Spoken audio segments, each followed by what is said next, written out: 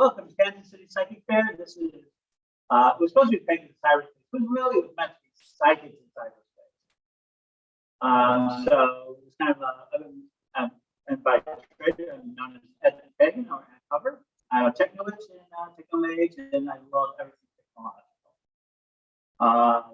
When I began this journey, I've been running across the United States for the last 30 days, 27 days across the country. This is my last one. Okay. And actually, Kansas City is like one of my favorite spaces to come into. It has Heartland Pagan Festival, and this is a new opportunity to meet people, and that's a really robust community. We also have another community on top of it that's really robust. You have a great urban farming community, you have a great sustainability community, and you have also something that's very important to a cyber person, is that you have Google Fiber nodes throughout the city, and you have like you're using like half the bandwidth of the entire city, and you have so much bandwidth to play with. Yeah, and people don't realize what that means. So this is psychics in cyberspace. It doesn't equally apply to spades in cyberspace, but it is about cyberspace. Let me go ahead and describe what cyberspace is. Cyberspace is the dimension that we're reaching into with our imagination and our technological tools, our interface, into a dimension that is completely predicated on the idea of word and code.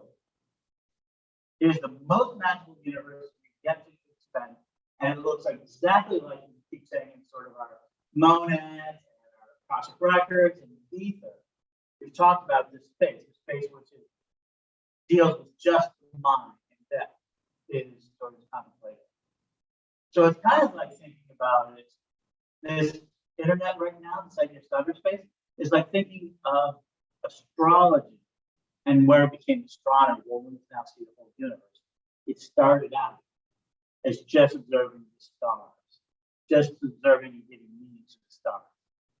And that gave birth to what is now today. We're about to put up another telescope to see so much space. And people don't realize how fast information grows. Did you know in 1926, we just thought the galaxy was the entire universe? We could only see the edges of our galaxy at 100,000. When I was a kid, they thought the universe was 4 billion light years across. Today, now we know it's 46 billion.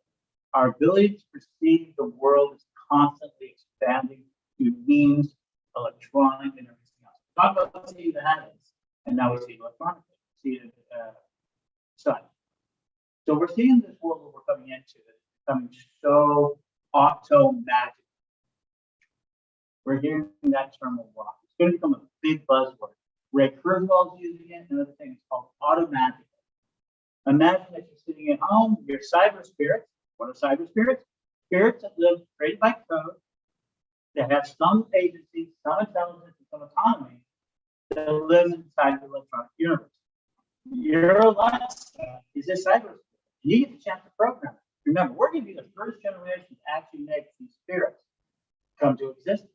And they'll be creations of our own imagination, our dream stuff. Now, people say dream stuff is real, but it is solid information that our mind generates to give us perceptions into the world beyond.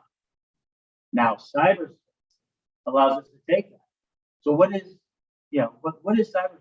Cyberspace is this space that is generated by electrons that are moving through crystal and metal, especially through crystal.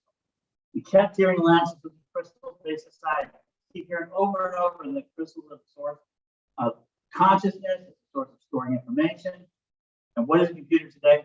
But nothing but gallium, silicon, crystal that organize in knowledge, that organize information, a series of codes, zeros and ones, and makes electricity intelligent. All of these things we say about the spirit world as well. We do. How does the spirit world work? We conceive of it. We reach out to it. We start to form magic words. HTML, please give me a picture. HTML, let me contact, this individual who's on the other side of the world. Let me use my telepathy. Let me use my ability to adapt. And then all of a sudden, automatically, you're connected.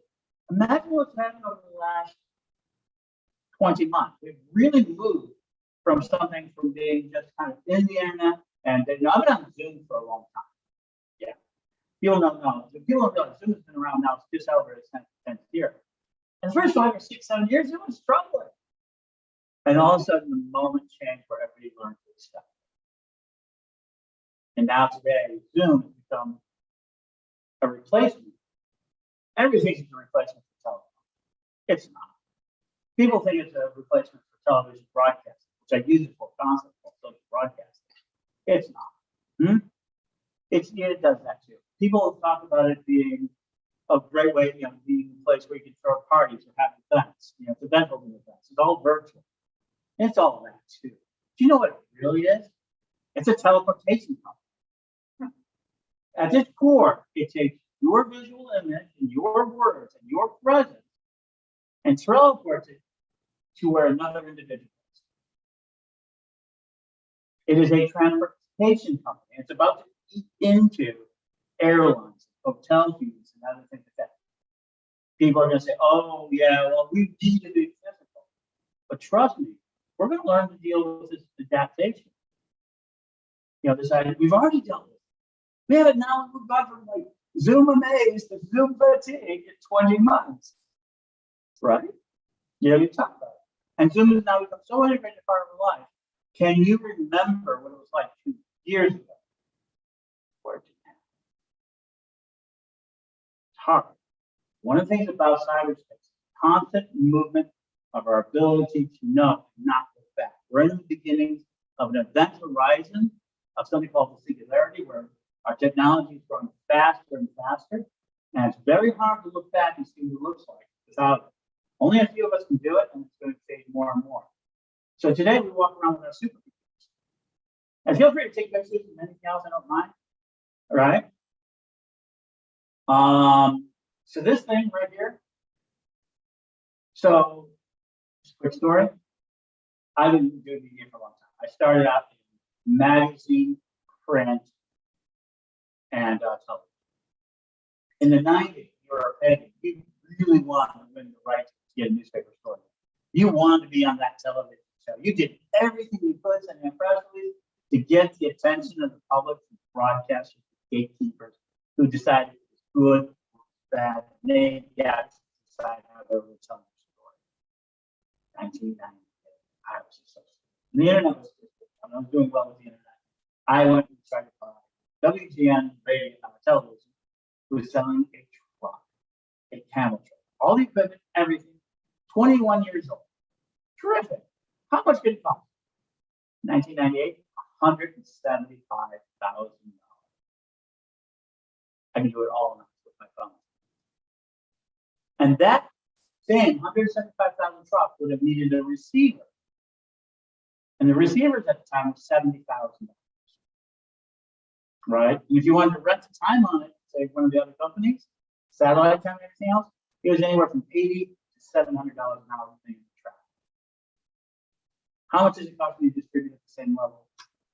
Now, they're begging me on Facebook to do more broadcasting and doing this. So today is an example of this social broadcast.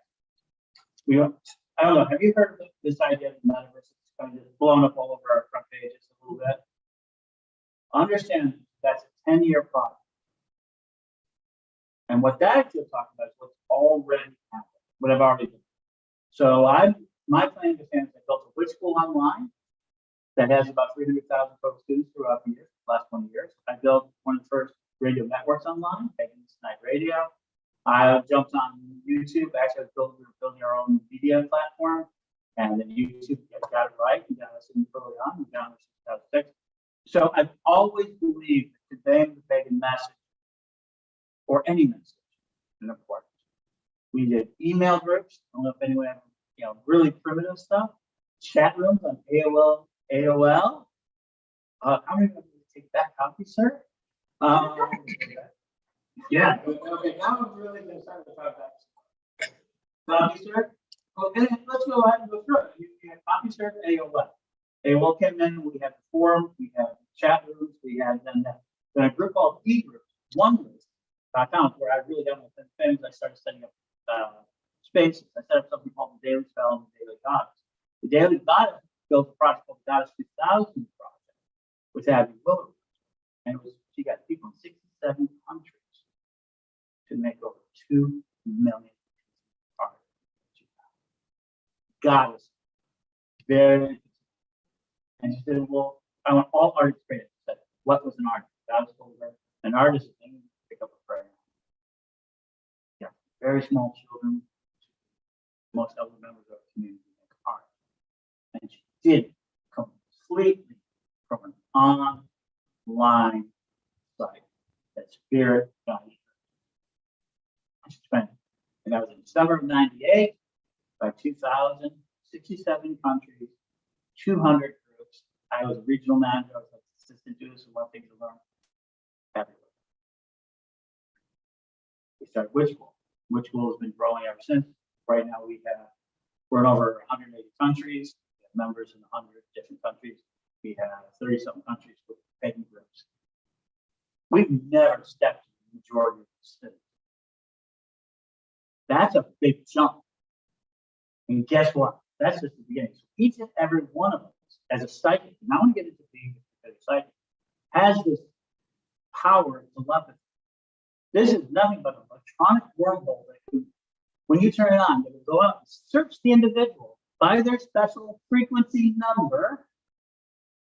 Then a lot of us are now carrying it for life. Remember, tune into the frequency, communicate them, jingle their crystals, their black mirror, the little magic mirror, just like Snow White, the beauty of Snow White, mirror, mirror on the wall. You know why they had them in the Magic Kingdom? They were using as telephones. Everything else was just a side effect. I always imagine that because Prince Charming had one of his own. King of the Frogs, and they have these very useful telephones. But then you communicate, you connect with them, get their frequency, connect, jingle their numbers, and with their permission, you can broadcast. First, it was just talk. I don't know how many of you remember paying by the minute for long distance service.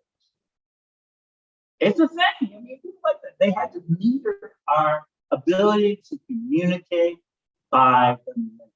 Our communication by the minute was so important to us. And so that connection with our grandmothers, our grandfathers, our aunts, our uncles, our children, our grandchildren, so important. They charged an on the average of 10 cents a minute. And we would maybe go between one, really talk to them. And like, that's getting expensive here. Please hang on. And then all of a sudden, in a blink of an eye, all of a sudden they talk about, oh, your citywide service is better than long distance. And then when these came in to put the pressure on, it didn't take very long before what? Unlimited distance. And this is monitored. Remember how many 7 to 9 o'clock at night we would wait? Yes. For night. Yes. Today you tell that to a kid and you go, that's ridiculous. But let's take it one step further. How long ago was it we were getting real hotspots, real monitoring, real access to now what we call telepaths, to be near us with unlimited data?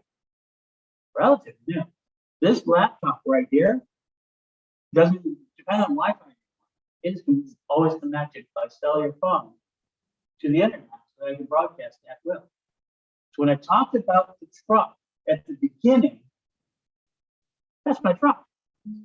Not only is it my truck, it's also my broadcast station that's distributing across the internet to allow to 1 billion people to see it. Now, my audience is probably in the area, a couple of thousand will eventually see all this. And it's rough. I'm hoping so. Attention to the new path. So as a psychic, understand the capability that I'm just talking to you about. And now we're talking about the metaverse. Well, psychics should now pursue one thing. They should become telepaths to the metaverse. The way that we talk about psychic space becomes technological. Clairvoyance. What is clairvoyance? The ability to hear over a distance. Clairaudience, the ability to hear, and clairvoyance, the ability to see at a distance. Now, with the use of any camera in the world that I can get access to, I can see anywhere I want to. Right? Is that not clairaudience? if I can hear from any microphone in the world that I can get access to, could I not eavesdrop on people? Whoa, what about remote viewing? I have Google Maps, and it's starting to reveal what real information. Just because these are technological, everyone wants to discredit them of having psychic origin. This is the manifestation of the psychic world made physical. And ultimately, the Gaia mind that we're creating is creating one thing of extreme importance: the Akashic record. This is now a physicalization of the spiritual concept of the Akashic record. And it will include everything up to everything you can obtain in information, and very soon it will control a lot more. So you have a thing, so we have counterparts in this world. We have a digital aura online.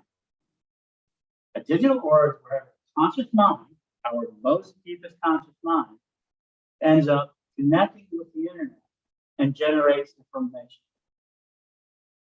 And cookies like, you know, it used to be that we used to eat cookies on the internet world, cookies.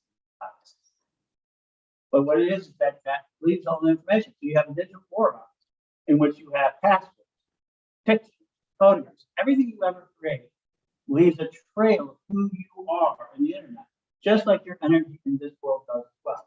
You know, we have all these great abilities. When we talk about this, those there. The second thing that exists really quickly is the digital presence. That's your body. And that's all the information that you control and everything you can lock and put for yourself. And what I mean by that is what's on the other side of this password, what's inside your email, what's inside your space. Right? And the third thing is your digital charisma or your digital psychic. And that is your ability to manipulate psychic cyberspace. So whatever you can imagine, do. And you can do it right now at leverage never been seen before. This is, I can tell you this. This is like 1848. Can you imagine what it must have been like in 1848? You had a stage there. You were like from out east, and you were so sick of the city. We want to go to the land. The difference being off grid then is a lot different than it is to get off grid now. And you're in New York City, you said, I am so sick of it. I want to farm. And the government comes along and says, we're going to let you go out to the out to west, and you get yourself 40 acres of land. You just got to stake it out. If you want to buy some, it's a quarter an acre. And people lined up. And they actually had a day in 1848 where they lined everybody up in line, like miles and miles and miles. And the government had to wait to, and like actually shot a gun at different places to get this race going. And that race went out there, and people stayed for land, stayed for wealth. And we could talk about the quality of it. That moment then opened up wealth for a lot of people. And the average person and poor person and the rich person all benefit from it. We got that's not the important central idea, it's that there was that moment. Guess what? On the internet, especially the announcement of the metaverse, right? You've got the same thing. You can now stage your attention. What is the real estate? Your attention. How do you get people to gather to? What is your ownership? You do not own your personal name. I do not own some versions of it because there was an actor, there was a big host before me. Buy the maintain. And if you want to do it for your family, it's important because these names will remain for a long time. So you're not aware of the word, you're aware about that. Now you're good. So you have this sort of a psychic ability. Psychic abilities are going to be augmented by you to gather more information, teach yourselves, and teach people at a distance. You can then also see that we can start seeing apps out there for like tarot cards. You have electronic tarot cards. Imagine communicating with tarot cards online. More and more people are doing it. There should be programs. I'm working on one called Tarot AI. Artificial intelligence of the tarot deck. I'm trying to teach a program. It's going to be 2 to 3 years because the program is really expensive right now, but it'll get cheaper. 18 months from now, it'll be half the price. And we'll start to set up for it. And then we're going to teach you how to read tarot cards. and I'll have biofeedback, and I will feed it every piece of information I can and do reads with it watching it. So why would I do that? Isn't that going to put everybody out of business? Nonsense. If I could have an assistant to help me catch things and do a deeper reading, terrific. And if I can have a reading, somebody just wants to know, hey, I did a reading a while ago. Can you tell me what it was like? Wouldn't it be nice if you could remember every single word you've ever spoken, every single reading? And that the person who gave a reading for it go back and go see that reading anytime. Imagine if their great grandchild do the same. That's not a fantasy. That's a reality right now that we're capable of doing and we're heading into. We are going to be most initially, we're going to be the last what we call an incomplete generation as far as being quantum. Your great grandchildren, your grandchildren, youngest generation right now, are going to become quantified beings. And this is where our psychic ability is very important. Because we talk about clairvoyance, we talk about clairaudience, we talk about telepathy, we talk about all of this. And this is where the psychics and the telepaths of the future, we learn how to utilize that technology faster, quicker, and better than anyone else. And utilize our ability to read body language. Because the one thing we've learned about artificial intelligence and the future is intelligence may be something we can produce, but empathy and imagination has so far been unique to humans. As far as we know, imagination, which is a real ability, they tried to drive it out of us, but it is the ability that makes everything else possible.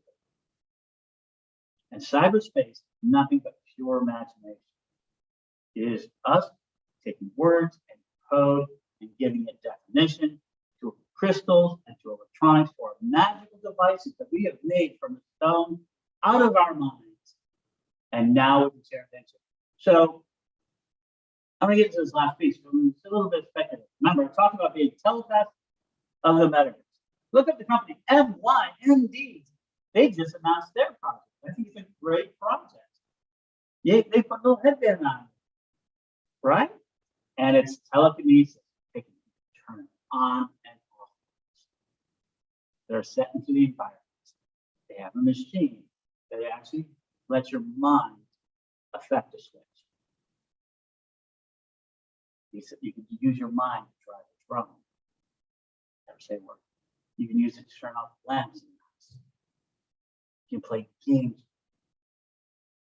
First generation. It's built in. So it's a little down. You buy a feedback, and through your EEGs, you can then start operating.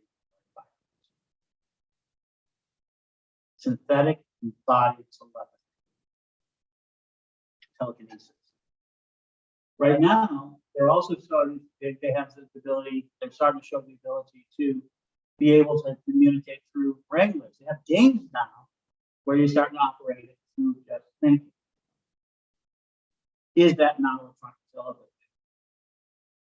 Of course, there's no way around it. It's a form of that control. Imagine now as you're exchanging, as your communication is deeper, we're entering a very rapid rate, a paraglyphic society. Our language is about to dissolve. And remember, the way the language goes, so does the human culture. Remember, once a singularity happens with language, you never were able to go back. You know, and once that you had monkeys, monkey beings, flung their own food and still battled, right? And then the other side, you had these beings who were able to sing poetry and start singing songs and drumming drums. And the difference between them was only the simple idea of language. And our DNA is language all the way down, 4 letters. We connect ourselves, everything on the planet that's living, we have 4 little characters. We're language all the way down, coded everything. And as we project it out, where does that go in? Well, where does our mind go? So the last thing is psychic stuff. Psychic belief is something very simple, and most people have never heard of it, is distributed intelligence. What do I mean by that? We believe every one of us has a certain amount of knowledge. And when we were a tribal creature, our computer was the collective of the tribe getting together and putting all their skill sets together together and making sure that not everybody duplicated every single skill set. So you didn't have everybody focused. We learned how to sort ourselves out as we became more and more specialized, more and more jobs. Today we have so many jobs around the world creating use class. We've got the automation coming. So that ability to have that distributed knowledge is now gone into books. When we started putting it in scrolls and hieroglyphics of Egypt, and we started doing it in Sumerian, China, and South America, they just found a big discovery of Mayans and more writings in Mayans. So we're learning all these languages. Not only does language give us the ability to remember things and take things forward, we can even see this was what Gaia intended. Imagine the incredibility of us not only finding dinosaurs, wouldn't discover thousands of stuff, or they wouldn't have been able to understand it. No, we discover them now. And not only are we discovering now, we're discovering DNA. Nature stores memory. We have a hard drive. What a fossil, but literally a hard drive of the planet. So everything we're doing is this sort of creation. Now we're going to the next step. We're going to put a neosphere on. We're going to be able to act in it. We're going to be able to command it. And the one thing is that as telepaths, we're going to be able to communicate with each other. And what psychics do better than anyone is build relationships through communication and trust their instincts, which are going to be faster than anything else. And when they make that fit, when they do that thing, they will be pro. Cyberspace allows that to happen. The metaverse is just the first thing we're going to create. We're going to create worlds. We're going to create ideas. And we're going to create devices that interact with our brains. And our brains are going to interact with us. And the spirit is going to touch us. And the question can come down to, so first time we'll be much more serious way. I'm a big believer in God alone. I plan to reincarnate again, this time a little bit more conscious. And I'm hoping that through the internet, through some of these abilities, I'll be able to do that. Or who knows? I can get into the really word afterlife, how it dictates everything we're doing in the spiritual world. But right now, mastering the ability to communicate online through electronic means and gather attention as a psychic, as a professional, as a magician is what we need to do now. And the ability to learn how to utilize it, set the rules so that we're the Dawn Star ancestors. You know, not just theory, but imagine what we do when we have our little quantum fairies that we create. They actually, fetch, go get me something. What happens when we start being put in glasses and this room dissolves into whatever I want it to? What if I put a fairy here on the stage? And at some point here in the future, when we do this broadcast, I get it back home, I might put a fairy here just to prove my point. And the last thing is you store all this information, you're building a form in a world where you might be remembered. If you believe in anything else, I believe the same. That which is remembered. What if you suddenly have a book that over and over? Our ability to remember, our ability to store our sensibility, our ability to hold on to our knowledge and expand is going to give us an edge that is going to throw other people in this fire. When they feel like they can't control their imagination, when they can't use their imagination, they're going to follow this on. And then this is the moment where we as healers, we as telepathists, we as we see this world generate and help them soothe it. Now you can make a choice of being off the grid, being out of the grid. These are the days to choose that. Next generation won't have a choice. You're born into a city, you won't be born into these graves. You're the last, this is the last time that you'll be able to make a decision not to be part of that. They literally just announced it. In 5 years, we're all going to have our digital asset. How powerful you can imagine it to be.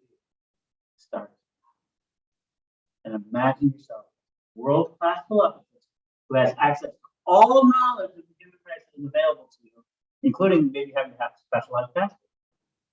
Being able to then take that information, hand it to people to be utilized, and know how to perform things. The psychics ask one last thing. Psychics ask questions constantly of the universe for things we can't possibly know about. The client across the board, the future, the past. And we get it right so much. Not always, not perfectly. We get so much of that information. Imagine what that power is going to be like as the mind takes over the muscle. And you're in the dying age of the muscle industry, and at the beginning age of the mental industry. Churchill said, next empire will be the empire of the mind. And today, psychics everywhere have that ability to bridge it, be their known best creation. Imagine that. It just sends me tingles. So thank you for listening. I had open for any questions. Anyone has any questions, more than happy to answer them. Any other questions? Huh? What's that? You can ask me a bad question. You can ask me a question that has nothing to relate to this. So in terms of like visual memory, that's something we talked about. Right. Something that I experienced personally is like through Facebook, which is a tool I don't you know, I don't Mhm. Right. Right. I really appreciate you just still see them in that way. You're still there. As they said, still exist. You know, how do you feel that that resonates in terms of like our true spirits? You know what I'm saying? So I do, and I really give this thought. One, I think one of the things people need to know in a memorial thing. Yes, yes. That's what I'm talking about. Right. Now people realize there's a lot of those subjects, no active things. I mean, I do things like remember to tell this person their birth. I have one for Katie Kessler. She passed away in 2012 and they didn't memorialize it. So that leaves like the possibility of screaming ghosts. So like, Yeah, it's like an open book. It's an open story. But for memorialization, if we believe that remembrance is important, then that's very important. I think we're going to start the business. There's a couple of businesses out there that have startups. They're now trying to get people to interview people more. And there's going to be basically a company out there, Name AI, and they're basically starting to create AI versions of people as ghosts. So I think that's going to continue to grow. I think people want to remember. And I think photographs have shown us, photographs have shown us the one thing, how precious we've come to love our memories of our families. I mean, there are family members we throw away a lot of stuff. A lot of history gets thrown away. What gets preserved is probably more than it's ever been before. So the last 150 years, we preserved photographs. The only way we knew our ancestors before then was sometimes we had a Bible or we had a set of records and some photographs, and most likely a piece of clothing or a piece of tool or a story. That's my great-great-grandfather's file, or this is my grandfather's sword. So we used a lot of psychometry and memory work early on to kind of pass on the stories, verbal, audio, and then we're able to write down and start writing books. We're able to write biographies and photography. Facebook is just a continuation of that memorialization. It's not that it's Facebook, that we do with more that sort of thing. yeah, the words. Right. It's kind of a combination of things. Right. Now they're starting to put chips and QR codes on graveyards. Oh, yeah. So then now you have these memorial sites. I've seen some people who embedded like little cameras on screens, and then you make them up to it, and you can talk to the individual. That's awesome. And what's going to happen is that, okay, let's talk about us and take that step forward. This means we have a lot of agency. I mean, we've got what, 30, 40, 50, 70 years ahead. I plan to be at least 125. I truly expect But not only is it something that I expect, I better expect, unless I want to commit suicide and do something crazy, there's a good chance that I can get 125, even if I didn't intend to. Because we're in medicine and everything that goes on, let's get the escape laws. We're good looking for, I mean, we're looking fantastic. And we're going to continue that process. So we got a lot of agents. Whatever goes are we going to do? If you do not believe, okay, if you do not believe we're going to upload that soul is going to go to, let's just presume it's a full 100% mental autonomy. It has agency and autonomy. So we're heading for it. What are you going to leave behind? How much of that information is going to leave behind? How much control do you want to have that? Imagine your great grandchild, or let's go 10 generations from now going, hi, can I talk to you? Can you tell me about your time, your place? And then you have a conversation. What type of ghost ancestor do you want to be? I'm a big believer in being good ancestor. That's a possibility. I mean, it's a probability if we can continue on as we are. I mean, people have told me before, like, oh yeah, well, we're writing books really hard. You know, books writing is no longer hard. I'm part of a startup called Speak Your Own Books. 8, 10, 12 hours of conversation with them in a straightforward way. They have a questionnaire system and everything else. They will take you through the process of it with no more than 20 hours worth of like audio. They then transcribe it, edit it, and put it into a format to be a book. We've already produced 4 books this way. We're about to produce a half a dozen more books coming out this way. Speak your own book. Think about it. No longer, you can have a book out today in 7 days. If you've already got it written and it's just sitting there for lack of editing, you can have it out in 24 to 48 hours. Zero friction. So what does that do for us as our own ancestors? Our life becomes a book. Many books. The ability to answer with them. So yeah, you think what's happening on Facebook and all that friendly feeling is happening? We're talking 10 years, 20 years from now, it's going to be way more. Okay. I'm excited. We're doing it with our tradition because he has some 4,000 hours of video, audio, and other things, and books and books of writing. We're going to turn them into an AI. And we use about, hopefully by 2024, 25, we'll be out. And then you can talk to everybody. It's just like, it's kind of, some people consider it creepy. Yeah. I'm trying to form the words for my question, but it kind of, it's somewhere in my mouth. What do we need to do right now? Specifically to like the Facebook and the other big corporations to protect, this is me and this is my Okay. entity. There's a real, I got a real rule. So it's called the G-Man. Decide on your identity. So on your identity. I'm educated. I'm educating everyone. And that's what I go to. Go to Gmail and build yourself an email account with the name. And then that gives you YouTube storage, gives you online storage. It gives you access to making money from AdWords. It makes you place ads. It gives you the complex for free around Google. Translate it. Then you go to your Twitter account. Set it up for it. You've already got Facebook comments. You get the Facebook page under the same name. TikTok, Clubhouse, Hey Space is the new one. It's the new MySpace reborn. MeWe. You just begin hunting these down, and you make sure you acquire the name. The next thing you do. All right, 5 minutes. I'll do the same. Oh, it's already done. Oh, the next thing. Give me that. And then you basically go from that aspect of it. You get that, and make sure that if you want to spend a few dollars, go with your name. And you get it. If you can't get a .com, you got to get a .co, get a .anything. Okay.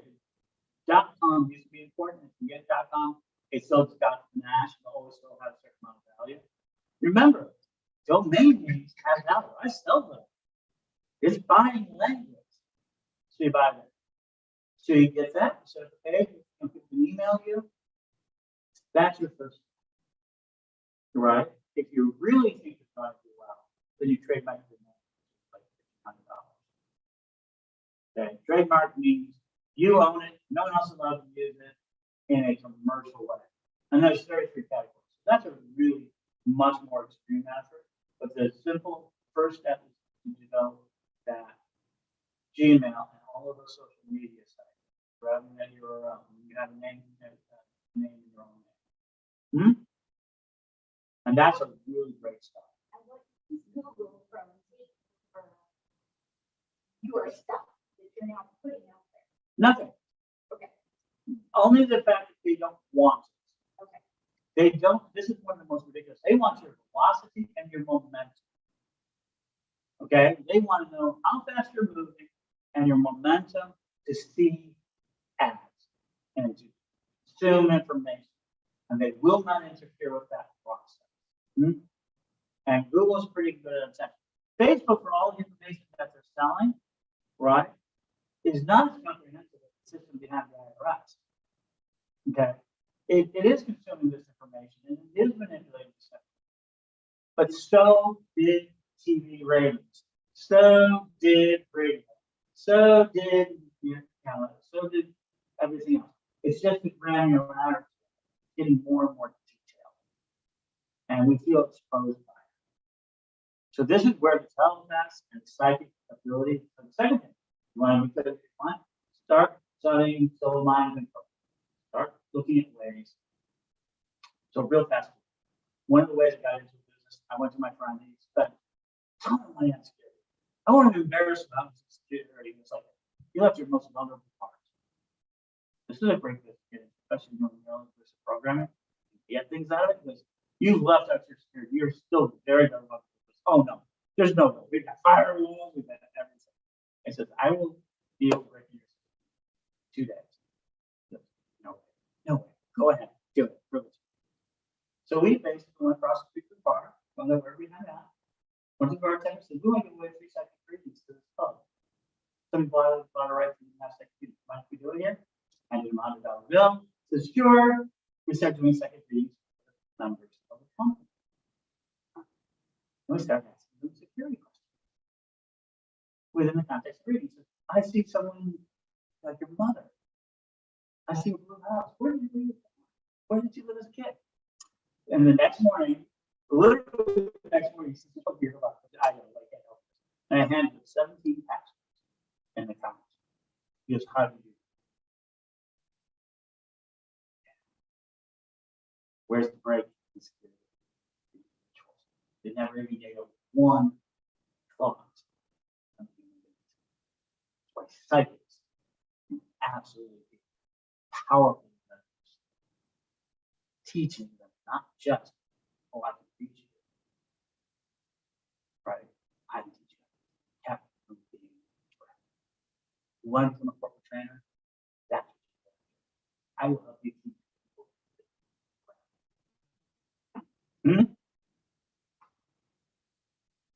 And that's a very powerful thing. Do you think you could, somebody want to go after your investment? Do you think you can protect them? That's why I create obscure attachments. Things that I just doesn't come up to my tongue because when I did that to them, oh my God, I did it. It made me really think how it worked. So with that, if you do, this is the beginning of it. Contact me, educating everywhere, educating me on email. I hope you all enjoyed this. Social broadcast is a real thing. There's ways to get more attention. I can take you on there. Just let me know, and I'd be happy to help you. There's a lot more you can do. It's amazing time. There's no reason why you can't increase your 10 times. It's there. It's just matter of being the person that's running. Telepaths in the Metaverse. So pleasant being, and I can stay down here in a minute. Thank you. Well, thank you. I enjoyed it. Oh, and there's some come.